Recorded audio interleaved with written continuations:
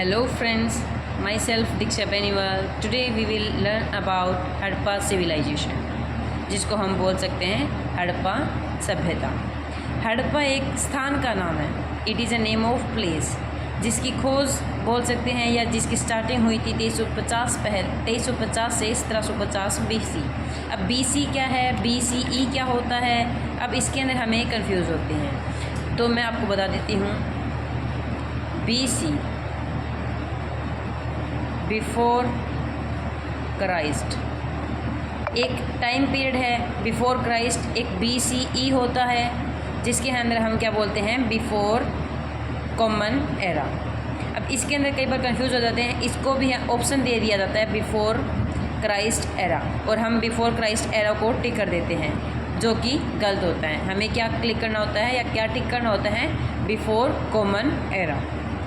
मतलब जो एक क्रिसमस हम बोलते हैं, क्रिसमस के जन्म से पहले जो भी काम हुआ उसको हम BCE मतलब पूर्व ईसा से पहले बोल देते हैं, और जो भी क्रिसमस के बाद हुआ उसको हमें AD आफ्टर डेमोनी बोल देते हैं। It is clear. नाउ हम स्टार्ट करते हैं। हमारा जो मेन चैप्टर है, मेन मुद्दा है हड़प्पा सिविलाइजेशन। अब इसकी खोज कैसे हुई, तो हड़प्पा कालीन शहरों का निर्माण लगभग 2700 वर्ष पूर्व हुआ था। लगभग 150 साल पहले जब पंजाब में पहली बार रेलवे लाइन बिछाई जा रही थी, तो रेलवे लाइन बिछाई जा रही थी।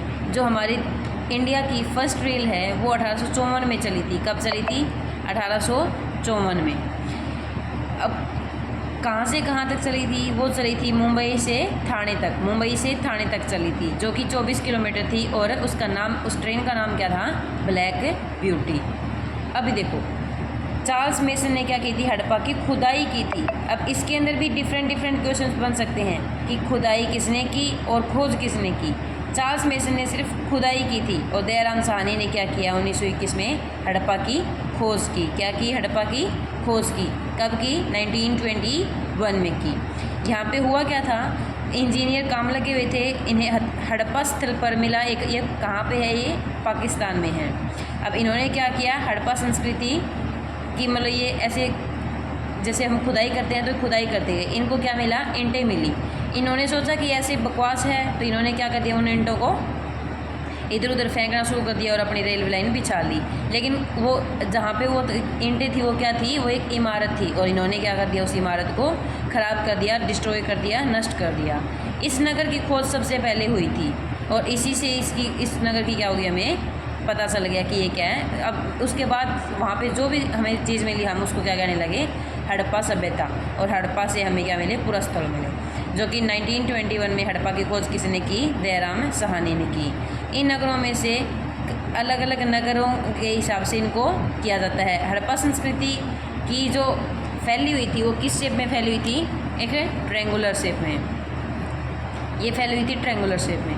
जो इसकी सबसे ऊपर वाला एरिया है उसको हम क्या बोलते हैं, मांडा। हम मांडा भी बोल सकते हैं और मांद्रा भी बोल सकते हैं, ठीक है, उत्तरी एरिया, नॉर्थ। अब इसके साउथ में ये क्या आएगा, दयामाबाद। क्या बोलेंगे हम इसको, दयामाबाद, जो कि कहाँ पे है, महाराष्ट्र में है। और ये जो मांद्रा या मांडा है ये कहाँ पे है, जम्मू एंड कश्मीर में है। अब देखो, ये नॉर्थ हो गया, ये वेस्ट हो गया, सॉरी साउथ हो गया। अब यहाँ पे ईस्ट और यहाँ पे वेस्ट, पूर्वी और पश्चिमी।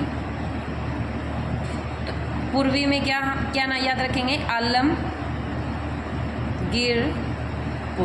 अब पूर्वी, पूर्व मतलब देखो, पूर्व ऐसे लिखें, पूर्व मेन तो ऐसे लिखा जाता है। अब हम इसको ऐसे लिखते हैं, पूर्व, तो क्या आ गया, पूरा आ गया, तो आलमगीरपुर। अब रह गया एक जो कहाँ पे है, वेस्ट में है या पश्चिम में है, तो हम उसको क्या बोलेंगे, जो बलूचिस्तान में है। कहाँ पे है, बलूचिस्तान में। कौन सा एरिया है, सुत कागेडोर। सुत कागेडोर, ये कौन सा एरिया है, सुत कागेडोर।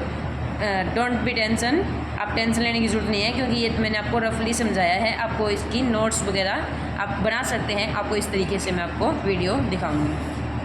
तो ये देखो, उत्तरी एरिया कौन सा है, मांडा या मांद्रा, जो कि कहाँ पे है, जम्मू कश्मीर में है। और पूर्व में क्या हो गया, आलमगीरपुर, पूर्व से पूर्वी।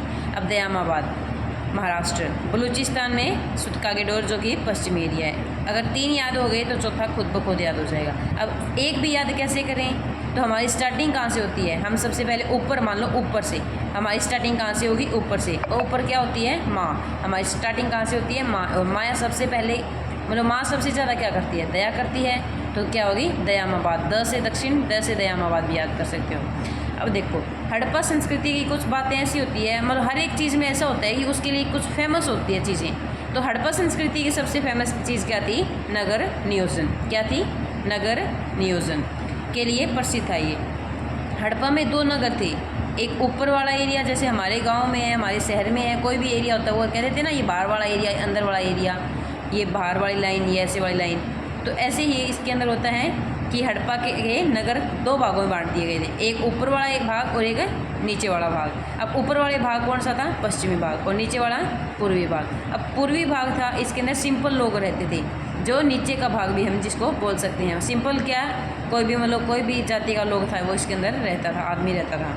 और ऊपरी भाग को क्या कहते थे, दुर्ग। क्या कहते थे, दुर्ग। और ऊपरी भाग या पश्चिमी भाग या दुर्ग में कौन रहते थे, पुरोहित। मतलब पुरोहित बोले तो ब्राह्मण वगैरह ये जो थे, ये इसके अंदर रहते थे। अब हड़प्पा का एक ऐसा नगर है जो 3 भागों में बंटा हुआ है। अब हड़प्पा का एक ऐसा नगर जो 3 भागों में बंटा है वो कौन सा है, धोलावीरा। कौन सा है, धोलावीरा। और हड़प्पा का एक ऐसा भी नगर है जहाँ कोई भी दुर्ग नहीं था, जहाँ कोई भी दुर्ग नहीं था, तो वो कौन सा था, चूहंदड़ो। और जो किसके लिए फेमस था, फेमस फॉर बैंगल्स। बैंगल्स मतलब चूड़ियों के लिए वो क्या था, फेमस था। अब चलते हैं नेक्स्ट पेज पे। अब देखो हड़प्पा में जब हड़प्पा करते थे, हड़प्पा के लोग रहते थे हड़प्पा के अंदर, तो वो है ना 9 फसलें जानते थे। कितनी फसलें जानते थे, 9 फसलें जानते थे। गेहूँ, जौ, तरबूज, खरबूजा, ऐसी वो 9 प्रकार की फसलें उगाया करते थे। तो सबसे पहले वो व्यापार किसका करते थे, कपास का। और वो कपास नहीं बोलते थे उसको, कपास को क्या बोलते थे, वो सिंड्रोम या सिंडोम।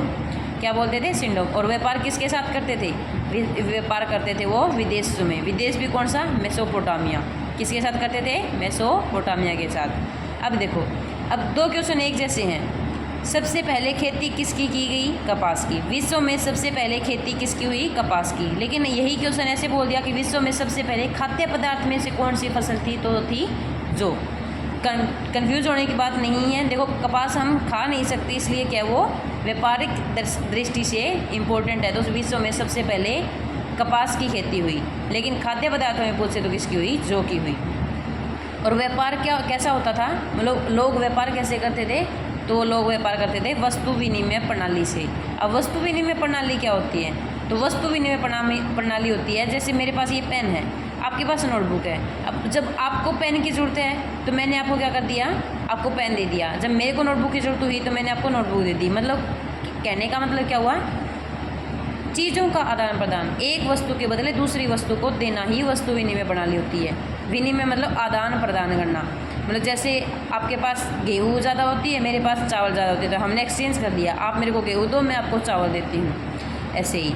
अब इसके अंदर कुछ मोहरें, जैसे हमारे कोई भी चीज़ फिक्स हो जाती है तो यहाँ पे मोहरें चलती थी, जो कौन सी मिट्टी से बनाई जाती थी, सेलखंडी मिट्टी से, जिस पर एक सिंग वाले गैंडे की क्या थी, चित्र था। और उसकी शेप कैसी थी, रेक्टेंगुलर। उसकी शेप कैसी थी, रेक्टेंगुलर, आयताकार। और उसकी विधि कैसी थी, किस विधि से उसको बनाया जाता था, तो वो था टेराकोटा विधि। टेराकोटा विधि से उसको बनाया जाता था। अब अर्थव्यवस्था मतलब उनका क्या मेन था, वो क्या काम करते थे, उनकी जो इकोनॉमी है वो किस पे डिपेंड थी, तो वो किस पे थी, कृषि पे थी।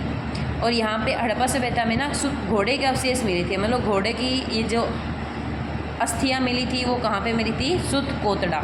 ये अजीब अजीब से नाम है, थोड़ा सा याद करने में डिफ़िकल्ट तो नहीं होंगे, क्योंकि अजीब नाम होते हैं ना वो जल्दी याद हो जाते हैं। मेरा तो ये है भाई, मेरे को तो जल्दी याद हो जाते हैं। अब आपका थोड़ा सा ध्यान लगाओगे तो याद हो जाएगा, बाकी ट्रिक थोड़ी सी चलती रहेगी। सुतकोतड़ा। अब सुतकोतड़ा क्या होता है, ये एक जगह का नाम है, सुतकोतड़ा। याद कैसे रखोगे, घोड़े के अवशेष कहाँ मिले, देखो घोड़ा, अड़ा आ रहा है पीछे में, सुतकोतड़ा, या भाई इसको अड़ा आ गया, तो क्या है, घोड़े के अवशेष कहाँ मिले, सुतकोतड़ा में मिले। शतरंज, इनको खेलना बहुत पसंद था। हड़प्पा के जो भी लोग थे उनको शतरंज खेलना बहुत पसंद था। मतलब दिमागी लोग थे, दिमाग की चीज़ खेलते थे, ऐसे नहीं हमारी तरह कोई भी गेम उठा लिया और वो खेलने लगे। हड़प्पा का समाज 4 भागों में बंटा था, विद्वान, योद्धा, व्यापार और श्रमजीवी। विद्वान जो ब्राह्मण होते हैं, हमें ऑप्शन में ऐसे ब्राह्मण, स्त्री, वैश्य और शूद्र दे देते हैं। जिससे हम कंफ्यूज हो जाते हैं। हमारा विद्वान, योद्धा, व्यापारी और श्रमजीवी पढ़ा होता है, लेकिन हम ब्राह्मण, स्त्री और वैश्य शूद्र में कंफ्यूज हो जाते हैं। कभी ये ऑप्शन दे देते हैं, कभी ये दे देते हैं, तो हम कंफ्यूज हो जाते हैं। तो हमें क्या करना है, विद्वान ब्राह्मण होते हैं जो पाठ पूजा करते थे, योद्धा स्त्री है, स्त्रियाँ क्या करते हैं, युद्ध करते हैं, व्यापारी क्या करेंगे, वैश्य होते हैं, और श्रमजीवी शूद्र। हड़प्पा की देन क्या है, स्वास्तिक, जो हम घर पे सती अबू जिसको बोलते हैं ये करते हैं, तो हमें इसकी देन हड़प्पा से ही मिली है। ये अपने घरों के गेट के ऊपर ब्लैक कलर में ऐसे स्वास्तिक बनाए रखते थे। और ये हड़प्पा के लोग ये पूजा किसकी करते थे, तो ये प्रकृति की पूजा करते थे। अब इसकी लिपि कैसी थी, हड़प्पा की लिपि भाव चित्रात्मक थी। भाव चित्रात्मक भी बोल सकते हैं, वेस्टोफोदन भी बोल सकते हैं, और पिक्टोरियल मतलब पिक्चर के हिसाब से थी। मतलब पिक्चर जिसको बोलते हैं ना हम, फोटो, तो वैसी होती थी। और वो चलती कैसे थी, left to right, right to left. देखो हम कैसे लिखते हैं, लेफ़्ट से राइट चलते हैं, है ना, लेकिन इनकी कैसी थी लिपि, राइट से लेफ़्ट ऐसे चलते थे उल्टे, नोट रीडेबल। लेकिन ये हमने पढ़ नहीं पाई। लेकिन फर्स्ट लिपि ऐसी थी जो हम पढ़ पाए, वो कौन सी थी, ब्रह्मी लिपि, जो कहाँ मिलती है हमें, अशोक के शिलालेखों में मिलती है। कहाँ मिलती है, अशोक के शिलालेखों में मिलती है। ये देखो अब मैंने हाथ हटा लिया है, अब लास्ट में आप ले सकते हैं। अब है नेक्स्ट पेज। अब हड़प्पा की संस्कृति सबसे बड़ी थी। हड़प्पा संस्कृति की सबसे बड़ी क्या थी, मतलब ऐसे ऑप्शन दे देंगे, अनानागार, सनानागार, जो भी ऑप्शन होते तो वो सबसे बड़ी संस्कृति में सबसे बड़ा जो बिल्डिंग थी या इमारत जिसको बोलते हैं वो थी अन्नागार, ठीक है। और जो सबसे प्रसिद्ध थी वो थी सनानागार। अब कन्फ्यूज़न कैसे होगी कि सबसे बड़ी क्या है और सबसे प्रसिद्ध क्या है, तो सबसे बड़ी थी वो क्या थी, अनागार। मान लो हम बड़े कब होंगे, जब हम अन्न खाएंगे, और प्रसिद्ध कब होंगे, जब हम क्या करेंगे, मेहनत करके, मतलब मेहनत से मतलब पसीने में हम क्या कर लेंगे, स्नान कर लेंगे। तो प्रसिद्ध कब होंगे हमें, जब स्नान कर लेंगे। चाहे कैसे ही स्नान करो, प्रसिद्ध मतलब हम स्नान कर लेंगे, मतलब पसीने में हमने स्नान कर लिया, तो वो क्या हो गया, स्नानागार, ठीक है। अब कुछ ऐसे स्थान है, देखो स्थान खोजकर्ता जिसने उनकी खोज की है, नदी कौन सी नदी पे है, और अवशेष वहाँ पे कौन से अवशेष मिले, तो आपके लिए अलग अलग तरीके से मैंने बना दिया है। अब देखो हड़प्पा की खोज किसने की, खोजकर्ता कौन थे, दयाराम साहनी।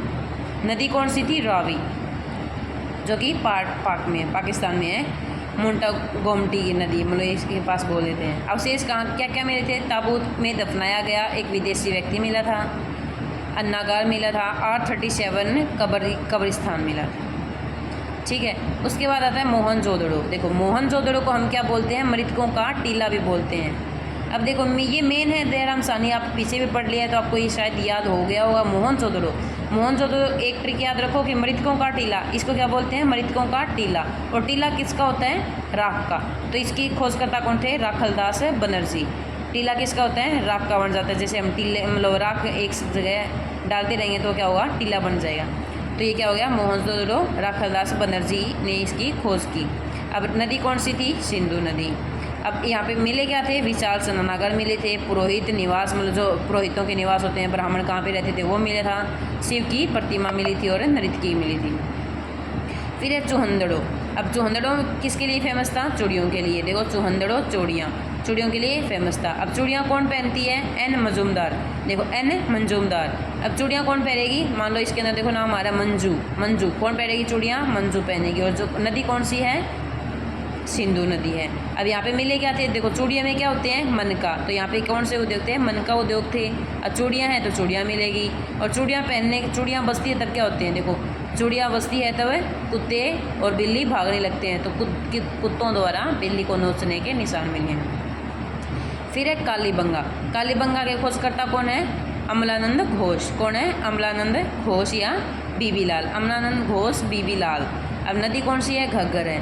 अब देखो कैसे याद करेंगे, काली, बीबी किसकी, काली, बीबी है काली किसकी, घग्गर की। वो बीबी काली है अमल की या घोष की। उससे क्या पहन के चली, घाघरा, घग्गर से घाघरा नदी, तो क्या रखोगे, घाघरा पहन के काली बीबी चली, कहाँ पे चली, खेतों में चली। तो खेतों में किसके ऊपर गई, ऊँट पे गई। तो खेतों के अवशेष जूते हुए ऊँट के निशान और काली चूड़ियाँ मिली। तो काली थी तो काली चूड़ियाँ पहन ली उसने। अब लोथल कौन सा स्थान है, लोथल कहाँ पे मिला है, SR राव ने खोज की है। नदी कौन सी है, भोगवा है। और विशाल, यहाँ पे अवशेष कौन से मिले, विशाल बंदरगाह, मतलब ये जो व्यापार होता था उस टाइम, तो ये व्यापार के लिए फेमस थे। तो इस यहाँ पे क्या मिले, विशाल बंदरगाह, पतन और हाथी दांत, हवन कुंड और युगम समाधि मिली है, मतलब यहाँ पे हमें समाधि वगैरह भी मिली है। पोर्ट जिसको हमें पतन बोलते हैं। फिर है मांद्रा, ये कहाँ पे था? ये जम्मू कश्मीर में था। जेपी जोशी, इसकी किसने खोज की? जेपी जोशी। ठीक है। अब देखो माँ हमें क्या देती है? जोश देती है, ये बेटा आप कर सकते हो, ऐसे हमें माँ मोटिवेट करती है ना, तो माँ हमें मोटिवेट करती है, तो माँ हमें क्या देती है? जोश देती है। जोश देती है कौन सी नदी है? चेनाब नदी है। अब हमें जोश देती है, कब जोश आने के बाद हम क्या कर सकते हैं? हम चक्की भी चला सकते हैं और मुसल भी उठा सकते हैं। मुसल भारी होता है, ठीक है, तो हम चक्की भी चला सकते हैं और मुसल भी चला सकते हैं। कब? जब हमें जोश आता है। जोश कौन देता है? माँ देती है, तो मांद्रा। फिर है सुतकागेडोर। अब सुतकागेडोर, इसका देखो नाम ही अजीब सा है, इसके जो खोज करते हैं वो भी ओरेल स्टाइल, मतलब इसका स्टाइल का नाम है और स्टाइल इसका नाम है। अब नदी कौन सी थी? दासक। और अवशेष कहाँ मिले हैं? नदी तटीय व्यापारी केंद्र, इसके अंदर भी व्यापार के जो केंद्र है वो हमें मिले हैं। फिर देखो रोपड़ में 5 संस्कृतियों के अवशेष एक साथ मिले हैं। अब रोपड़ एक है स्थान जहाँ पे हमें 5 संस्कृतियाँ, मतलब 5 प्रकार की संस्कृति एक साथ मिली है। और कहाँ है ये स्थान? है पंजाब में है। अब हरियाणा में एक स्थान है बनावाली, मिताथल, कुनाल, भगवानपुर, राखीगढ़ी फतेहाबाद में, बनावाली हिसार फतेहाबाद में, जिसकी खोज किसने की थी? RS बिष्ट ने की थी। सर्वप्रथम बनावाली से हमें क्या मिले? जो के साक्ष्य मिले। हड़प्पा का विनाश। अब कोई भी चीज़ है उसका अगर जन्म होने का है तो वो विनाश भी होगी, अब वो क्या होगी? ख़त्म भी होगी। और ख़त्म कैसे हुई? तो हड़प्पा का विनाश कैसे हुआ? पारिस्थितिक असंतुलन के कारण। पारिस्थितिक मतलब कुछ ज़्यादा यूज़ कर लिया, कुछ कम यूज़ कर लिया, तो उसके बाद क्या हो गया? ये पारिस्थितिक असंतुलन, मतलब इसका संतुलन था वो बिगड़ गया। ठीक है, और पारिस्थितिक असंतुलन के कारण इसका क्या हो गया? डिस्ट्रॉय हो गई हड़प्पा। और ये क्या होगी? अब ये देखो स्नानागार क्या था? 11.88 लंबा था, 7 फुट चौड़ा था और 2 फुट गहरा था। अब ये क्या थे? स्नानागार की हाइट वगैरह कभी कभी हाई लेवल के एग्ज़ाम में पूछ लेते हैं। अब देखो इसमें से कोई भी चीज़ छोड़ने वाली नहीं है, मैंने सिर्फ और सिर्फ एग्ज़ाम ओरिएंटेड सब्जेक्ट आपको करवाया है, तो आप इसमें से कुछ भी ना छोड़ें। और अगर आप चाहें तो आप नोट्स बनाएं, सबसे अच्छा आपके लिए रहेगा कि आप क्या करें? नोट्स बनाएं। अब देखो कल के लिए मैं आपको थोड़ा सा प्रीव्यू दे देती हूँ कि हम कल क्या पढ़ेंगे। तो हम कल पढ़ने वाले हैं वैदिक युग। हम कल वैदिक युग, मतलब वैदिक युग में क्या हुआ, कैसे हुआ, हम वो पढ़ेंगे। तो आज हमने क्या क्या पढ़ लिया? हमने पढ़ लिया हड़प्पा कैसे था, उसकी खुदाई किसने की? चार्ल्स मेसन ने की। और उसकी जो खोज थी वो किसने की थी? देहराम साहनी ने की थी। कब की थी? 1921 में की थी। ठीक है, उसकी जो शेप थी वो कैसी थी? ट्रायंगुलर शेप में वो थी। उसकी सबसे उत्तरी भाग था वो था मांड्रा या मांडा, जम्मू कश्मीर में था। नीचे महाराष्ट्र दयामाबाद, माँ क्या करती है? दया करती है। पूर्व में कौन सा था? आलमगीरपुर। और पश्चिम में कौन सा था? बलूचिस्तान। फिर हड़प्पा में हमें 9 प्रकार की फसलें मिली। 9 प्रकार की फसलों में सबसे व्यापार करते थे वो कपास का। कपास को वो बोलते क्या थे? सिंड्रोम बोलते थे। खाद्य पदार्थों में सबसे पहले जौ की खेती हुई। विश्व में सबसे पहले खेती कपास की हुई। व्यापार वस्तु विनिमय प्रणाली थी। मोहरें सेलखंडी मिट्टी से बनी थी। एक सींग वाले गेंडे की चित्र थी। शेप आयताकार थी। टेराकोटा विधि से बनते थे। अर्थव्यवस्था कृषि पर आधारित थी, मतलब उनकी इकोनॉमी है। पैसे थे वो किससे मिलते थे? उनको फार्मिंग से मिलते थे, कृषि करते थे। घोड़े का अवशेष कोतड़ा से मिला। शतरंज खेलना पसंद था। हड़प्पा का समाज 4 भागों में विभक्त था। ब्राह्मण, क्षत्रिय, वैश्य और शूद्र प्रकृति की पूजा करते थे। तो ऐसे ही हमने फिर ये हड़प्पा के जो खोज करता है नदी कौन सी है, कहाँ पे कौन सा अवशेष मिला है। अब हमसे कैसे पूछेंगे क्वेश्चन? तो हमें पूछ लेंगे व्यापारी के अंदर हमें कहाँ से मिलते हैं, या फिर इसकी खोज किसने की? तो ओरेंस्टाइन ने की, सुतकागेडोर। फिर मांद्रा में हमें कौन से अवशेष मिले? तो हम क्या कहेंगे? चक्की व मुसल के अवशेष हमें मिले। लोथल की खोज किसने की? तो SR राव ने। ऐसे करके आज का लेक्चर हमारा पूरा होता है। मिलते हैं कल एक नई वीडियो के साथ, जिसके अंदर हम हिस्ट्री का पार्ट 2 करेंगे और उस 2nd पार्ट का नाम है वैदिक युग। आज हमने हड़प्पा के बारे में सब कुछ पढ़ लिया है। Thanks and have a nice day. Bye bye, good.